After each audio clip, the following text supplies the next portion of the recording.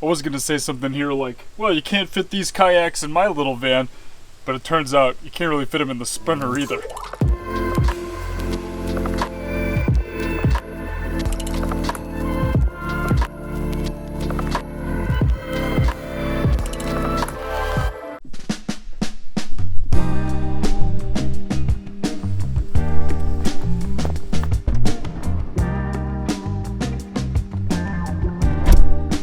It's not that I don't think that those kayaks will like physically fit inside Shannon's van. They'll definitely fit in there if you put them in at the right angle and stuff, but they're like covered in mud and water. There's tons of water in one of them, so I like flipped them over, was trying to get the water out. It just doesn't come out. I don't know, I feel like it's just gonna make it a complete mess of the interior of the living space that is Shannon's van, so we'll have to wait till we have Morgan's truck and then borrow that in a couple of days and take them down to a nearby lake here. That being said, we are now in New Hampshire. We made it to my sister and Morgan's place, and we've been hanging out here for a few days. I did kind of put the camera down for a little while. I'm, not really filming things, just kind of relaxing and spending a lot of time with my family and just kind of catching up with them and hanging out with Nico as well. It's been a lot of fun. We did get a couple of days of waves right before we came up here to New Hampshire from that little tropical swell that we had. It was definitely pretty small, definitely not as big as we were anticipating.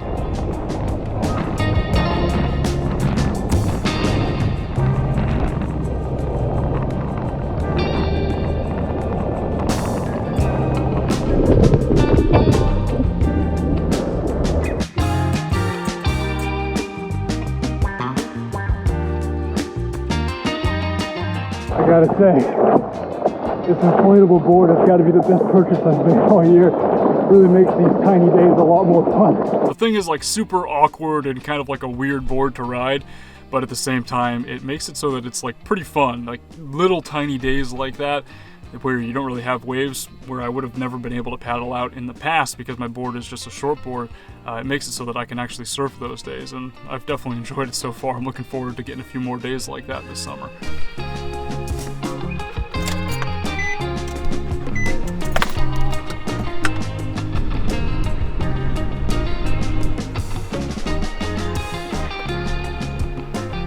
It's been very hot here these past few days. Didn't realize that New Hampshire could even get this hot. It's been like upper 90s and stuff. But it is supposed to cool off in a couple days, so we decided to go for a little hike here this morning though and get out of the sun. This tree cover above us like actually makes it relatively comfortable in here. It's not quite the same as having the kayaks out on the lake, but like I said earlier, we'll have to get out there at some point in the next couple days.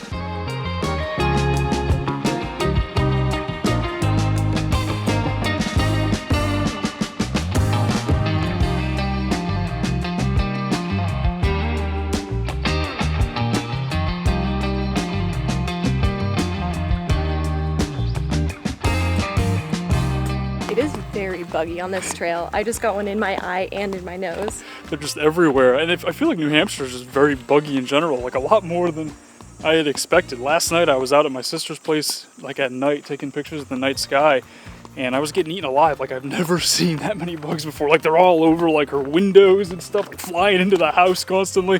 It's pretty crazy. So we've been getting this question a lot about why we're in two different vans and why we've been traveling basically across the entire country in both our vans. So we figured now was a good time to address it, and we should probably do it before it gets to be like 150 degrees in this van. Like we said, it's really, really hot here, so. Obviously, driving two vans as one couple all the way across the United States from the West Coast down to Florida, back up to New England might not look like the smartest decision financially. It's probably not. I mean, gas is cheap now, but it's not that cheap. But there are a number of reasons why we still have two vans. The biggest one, I think, is the timing of how everything worked out. Like when Shannon and I first met, she already had this van. I know we made a video about that a while back. I'll put a link in the description below so you guys can check it out, but it kind of tells the story of how we met and that whole thing. And she already had the Sprinter and I already had the NV200. And obviously, like, as we were getting to know each other, we weren't just gonna, like, immediately move into one van. Like, it takes time before you move into the person that you're dating or move in with the person that you're dating. So, I don't know, I think that was part of it. In February of this year, Nate left San Francisco for the foreseeable future. The plan was he would travel across the country for most of the year, and I would fly out to meet him when I could. My sister was actually supposed to be getting married in June here in, or I guess in Maine. but that obviously was postponed and everything like that, and now it's supposed to be in October, but we'll get to that, I guess, a little bit later. I mean, the bottom line is, in February, I left San Francisco, I went down to Southern California, I rebuilt my van with Lex, I did the whole bed setup there, and then I was going to meet Shannon in Las Vegas for a weekend, just a weekend or so. We were going to hang out, do some BLM camping and stuff like that. After that weekend, I was going to fly back to San Francisco and continue working until the next time that I would fly out to meet him. But while I was there, it was March 17th, and the shelter in place was issued in San Francisco, and I lost my job immediately. So I ended up just staying with Nate out there in his van for 2 more weeks before flying back to San Francisco and driving my van out to meet Nate full-time on the road. Her van was actually locked in the office of her former place of work, the place that laid her off because of the pandemic. So she needed to go get that out of there. Like, it was sitting there, like, in the way on this, like, leased property. You know, it was time to move it. So she flew in and literally the same day drove back to Las Vegas and met me on the road. And from there, we just had both of our vans. Like, there really wasn't really much that we could do. Like, that was right as the pandemic was getting kind of crazy. Like, that was really, like, probably the worst time, at least in the United States here. And, like, that wasn't really the best time to sell one of our vans. You know, it just didn't really make a lot of sense. And also, given that we weren't even planning on spending much time together for the next 6 months or longer, we weren't ready to move in together. We hadn't yet made that decision. So it just kind of happened, like, literally in the blink of an eye, where everything completely changed. I mean, Shannon's job, you know, and everything else.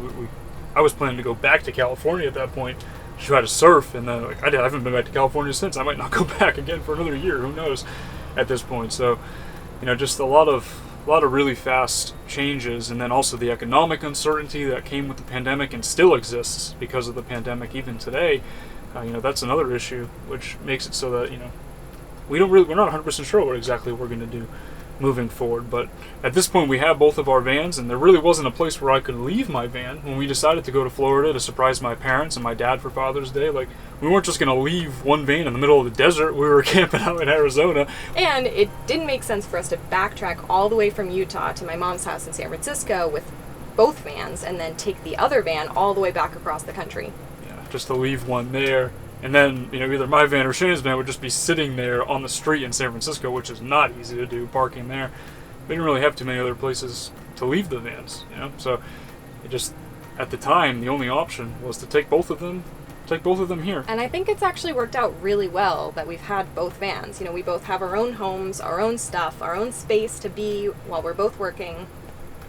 It's definitely good, especially my van's kind of become like my office during the day, and I can just kind of go in there and work, and then Shannon can work in this one, and then at the end of the day, more often than not, we do sleep in the bigger van when we're out camping and stuff, because it is more comfortable, obviously.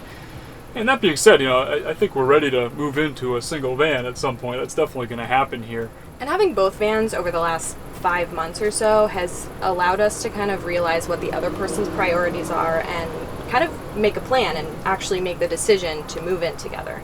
Yeah. And so instead of being forced to do that because of the pandemic, we're instead, you know, learning from our past experience over the past few months and then kind of deciding what we're going to do. And more than likely we will end up selling both the Sprinter and the NV200 and getting something that'll be our own, something a little bit different that fits what we need specifically, you know, and addresses what we need.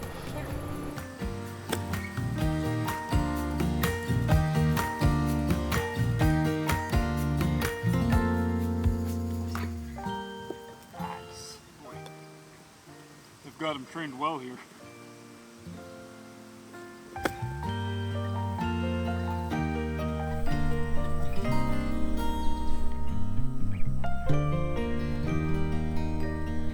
Like I said, we're still not 100% sure of what our next steps will be, but Shannon is back to working full-time at this point. She has been for actually quite a while now, and one of the benefits, I guess, of this whole thing is that she is now able to work remotely pretty much entirely. So we're not going to have to go back to San Francisco, at least not for a while, and I think that's kind of been a consequence of this whole thing for a lot of people, my sister included. You know, she used to work at the office every day during the week, and now she gets to work from home quite a few days out of the week, and she's here right now.